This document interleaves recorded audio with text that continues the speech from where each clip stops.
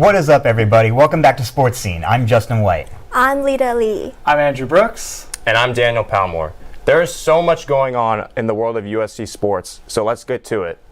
The women of Troy entered the NCAA tournament as a number 4 seed and will play against UC Irvine in their first tournament game Saturday at 1 p.m. at Sony McAllister Field. As we take a look at the bracket, we see the Trojans will play UC Irvine as a number 4 seed, and if they can secure the victory, a matchup with Brown or Rutgers will be on the horizon. The Trojans' path to the number 4 seed came via an upset victory over the, at the time, number 1 UCLA Bruins. The Trojans shut out the Bruins 2-0 to secure their first win over UCLA since 2015. The Trojans struck first and didn't look back against the Bruins as the first goal of the game was scored by Kaylin Martin in the 15th minute. Zoe Burns scored USC's second goal after converting a penalty kick in the 29th minute. The defense may have been the story of the game, though, for USC, as the Bruins were shut out and held to just 10 shots in the afternoon. Anna Smith made key contributions for the Trojan defense as she came up with 5 saves in what was the 7th shutout of the year for USC. With the big win over the Bruins, the Trojans will surely have a lot of momentum entering the tournament. What stood out to all of you the most about USC's performance on Friday? I would say how clean of a game USC played. In order to beat top teams like UCLA, ranked number 1 in the country, you have to not commit fouls. USC only committed 5 fouls in this game as opposed to 14 from UCLA. So I think that was a big difference. And one of USC's goals was on a penalty kick, on a penalty that the UCLA committed. So playing a clean game is going to have USC be able to go even further through the playoff. So. And I was just really impressed personally about how the Trojans seemed to handle the competition against ranked opponents, because earlier in the year they beat TCU, who I believe was number 6 at the time, and so they do a really good job with that. And just adding on to that, as you mentioned, Anna Smith, she's an amazing goalkeeper. I think 5 saves, and then she had like a major one at the 81st minute. And so I think if they want to move on for the tournament, Anna Smith definitely has to step up. Well, I think, obviously defeating the number 1 seed in college soccer right now is obviously a big confidence booster. And so I think riding that confidence is a big deal. And I think that's something that they should really be proud of. It's not easy to beat the number 1 team in the country ever in any sport. So just ride that confidence and try to go far in the tournament with it. Yep, for sure. Looking ahead to the matchup against UCI on Saturday, the two teams did meet earlier in the season on September 15th at home in a matchup that resulted in a 3-2 win for the Trojans. USC's first matchup against UCI was the second home game of the season for USC, as Zoe Burns scored the first goal for USC in the 4th minute and assisted Simi Awuja on the second goal as USC jumped out to a 2-0 lead in the first 10 minutes. Aaliyah Farmer scored a goal in the 24th minute to make the score 3-0. In the second half, UCI started to get going as Sophie Gillies scored a goal in the 50th minute. In the 82nd minute, Emily Castagna scored a UCI's second goal of the game. With what we have seen this year from the Trojans, how far do you guys see them going in the NCAA tournament? I think that a win against UC Irvine, it would be an upset if UC Irvine beat USC because of the season that we've had, and especially the end of the season, beating UCLA and already beating UC Irvine earlier in the year. Rutgers should be tough competition, but the way the Trojans are playing, I like them in that game as well. Alabama, as the 1 seed, is on USC's side of the bracket, and Bama's been ranked in the top 5 almost the entire season, so that would be really tough. But making it to the Sweet 16 is nothing to slouch at. Well, advancing in the tournament is difficult, obviously, and while you can hope and try to. So the most recent college football playoff rankings were revealed, with the Trojans coming in at number 8, up 1 spot from last week after improving to 8-1 with a victory over Cal. USC's path to the playoffs requires the Trojans winning the rest of their games this season, at home against Colorado, at 12th ranked UCLA, home against number 20 Notre Dame, and the Pac-12 championship, which would most likely be against 6th ranked Oregon. If USC wins all of these games, they finish as a 12-1 conference champion, with the only loss being on the road by 1 point against a ranked Utah team. This would be quite the resume, but winning out may not be enough if undefeated TCU keeps their miracle season going. Trojan fans need to be Longhorn fans for the week, as 18th ranked Texas hosts number 4 TCU. Number 2 Ohio State and number 3 Michigan are ranked above the Trojans and are also both undefeated, but they still have a game against each other. Assuming Ohio State wins this one at home and number 1 Georgia and number 5 Tennessee win the rest of their games this season, those 3 teams are in the playoffs. And with that, the final spot will come down to 1-loss Michigan or USC. What do you guys think of USC's chances of making the college football playoff? Well, it's going to be hard. You know, they've got a tough road ahead of them. With 1 loss against a very good Utah team, you can definitely make the argument that they deserve it. They've earned that spot to be in there.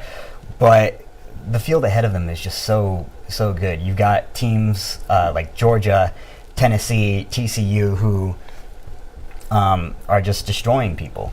And so while it's going to continue to be difficult for USC to win the remainder of their games, obviously they've got 2 tough ones left against UCLA and Notre Dame.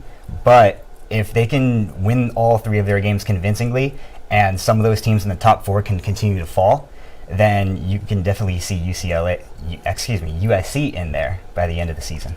And Justin, like you said, I think the theme of this is that USC has to win out. They have to win their final 3 games, but I'm just not convinced that they can do it because of how much the defense has struggled with inferior teams. We got UCLA coming up after Boulder, and then we have Notre Dame. I'm not convinced that the Trojans can win both of those games. I'm sold on the offense. I'm just not sold on how the defense is looking so far, and that's going to be the key when it comes to winning 2 games against 2 upcoming teams that are ranked and very good coming up. I mean, that's exactly right. I do think that USC has a chance, though, because we have a really great coach and we have a really strong quarterback. But they can win against Colorado, but UCLA and Notre Dame are going to be really tough. So the only way for them to do it is to win all 3 games. So if they have the confidence, I do think that they have a chance. And it's not just winning all 3 of those games, it's also winning the Pac-12 championship against Oregon or Utah. So if they make it, they will have deserved it. On Saturday, USC defeated Cal in a game that saw the offense fly high while the defense continued to struggle, as the score was much closer than the Trojans would have liked. The USC Trojans continue their historic dominance against the California Golden Bears with their 72nd victory against Cal all-time last Saturday. The Trojan offense continued their scorching of opposing defenses, but the USC defense faltered in the game that should have served as a great opportunity to right the ship and get back on track against a weak opponent heading towards the end of the season. As USC held another lights-out game, the light shined on their offense on a night that saw quarterback Caleb Williams continue to increase his Heisman stock with 5 total touchdowns. Williams continued his dominance in the air, but he also put in work using his feet as he rushed for 38 yards and a touchdown. Meanwhile, Michael Jackson III struck this Cal defense like a smooth criminal, racking up 115 yards and 2 touchdowns on a season-high 5 catches.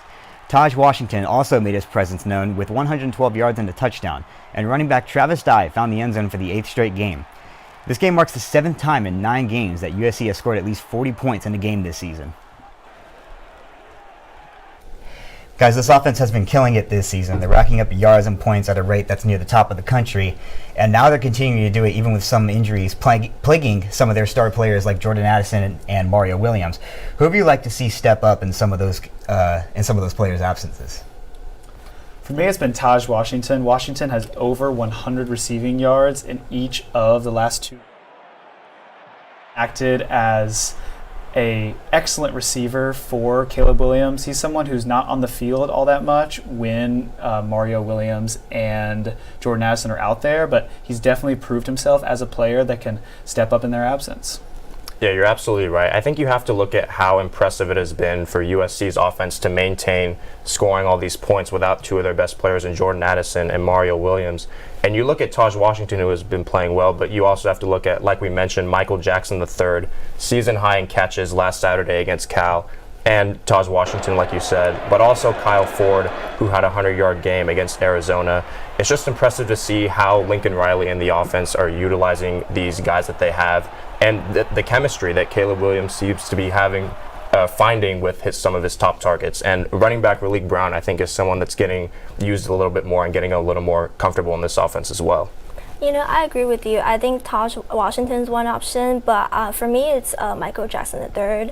Previously, he's been dealing with some hamstring injuries, but I think he's really good now. And just looking at the game against Cal, he seemed really, really confident. And as you said, he made like 115 yards and 2 touchdowns. So that's going to boost his confidence, and he feels good. So I feel like we're definitely going to be seeing him a lot more for the next 3 games. So I think, in the absence of Jordan Addison and Mario Williams, I think he's the one. And I need to make my Caleb Williams Heisman pitch right now.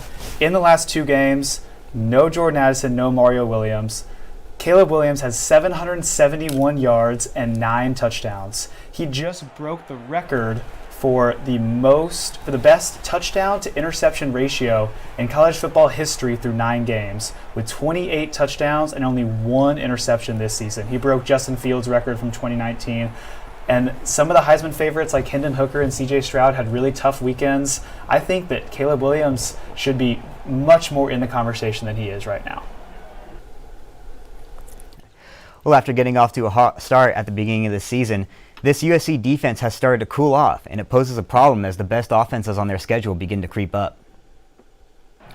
In another week where the defense missed standout linebacker Eric Gentry, the Trojan defense was torched by an offense that shouldn't have posed much of a threat. Cal quarterback Jake Plummer had his best game of the season, throwing for 406 yards and 3 touchdowns with a 71.4 completion percentage, all season highs. The Golden Bears scored 21 points in the fourth quarter, the most points they've scored in a single quarter all season. As the season nears its end, the big question for USC's Pac-12 championship hopes lies with their defense. Guys, the defense started off strong at the beginning of the season, but they've slowed down now, and now their weaknesses have really been exposed. What do you think the problem is with their defense, and how do they fix it against Colorado before they have to go face one of the best offenses in the country against UCLA? Well, I think the first thing you have to look at with this USC defense is that Eric Gentry, their leading tackler and arguably one of their best defensive players this year for sure, hasn't been around. He's been out the last few games with an injury. But I think it's just getting some of the basics down on defense. We're giving up a lot of big plays. Guys like Tuli Tuipulotu, he's talked about in practice how missing some assignments, missing some stuff that can be easily fixed to stop giving up some of these big plays. I think it'll just go back to what made them successful at the beginning of the season, getting those assignments figured out and forcing some turnovers, because USC was forcing so many turnovers at the beginning of the season, and we've seen that sort of slow down. So I think that's something they need to get back to as well. In the absence of Eric Gentry, it's a loss. But and then for the defense, it's not just Kalen Bullock or Shane Lee. I feel like other players have got to step up. I still remember that game when they played against Utah. They won by 1 point, and it was because they failed on a 2-point conversion.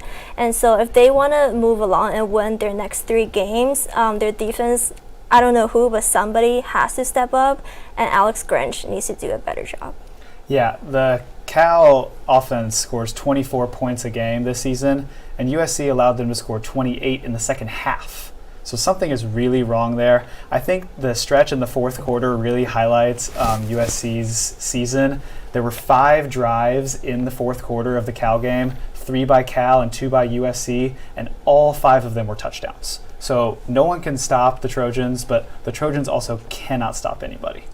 And I think something else that needs to be noted is that the fact that the defense was actually playing pretty well in the first half. Like you said, 28 points in the second half. They started well, and then they just took the foot off the gas and started allowing all these big plays and all these points to be scored. So that's another thing that needs to happen, is they cannot let up. They have to keep on going and keep putting the foot on the gas and do not let them come back.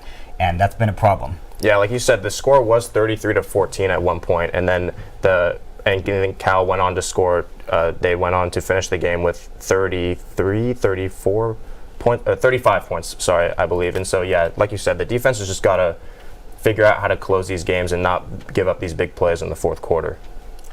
And with the season winding down, the Trojans are looking to build momentum this week against a weak Colorado team in order to prepare for their upcoming rivalry game against UCLA. This week, look to put extra emphasis on their defensive strategy. Following the 400-plus yard performance by Cal quarterback Jake Plummer, the secondary aims to make crucial improvements for the team's remaining games. For now, though, the Trojans' main focus is preparing for their game against Colorado on Friday nights. This week, 8-1 USC hosts the 1-8 Colorado Buffaloes on a Friday night game at the Coliseum. It will be a great chance for a tune-up against a Pac-12 bottom feeder. CBS Sports ranked all 130 FBS football teams, and Colorado came in at 122. They're last in the Pac-12 in yards and points scored, as well as worst in the conference in points and yards allowed. Last week, the Buffaloes played host to Oregon and lost 49-10. For the Trojans this week, at home versus Colorado, the defense has to show up. If they can't stop the Buffaloes, they will get run off the field by UCLA and Notre Dame before even making it to this Oregon team in the Pac-12 championship.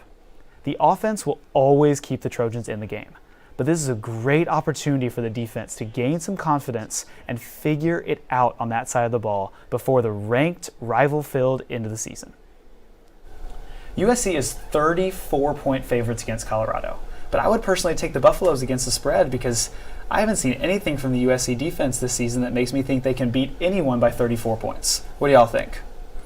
I think the key to the game is obviously this has to be the bounce back game where the defense figures it out and builds up some confidence before USC goes on the road to play UCLA and Notre Dame comes to the Coliseum in a big game that will ultimately decide their playoff fate depending on how these next two games go, whether they beat Colorado and UCLA. So I'm gonna have my eyes glued to this to the defense the whole time. I want to see if they can make some stops, force some turnovers, make some big plays.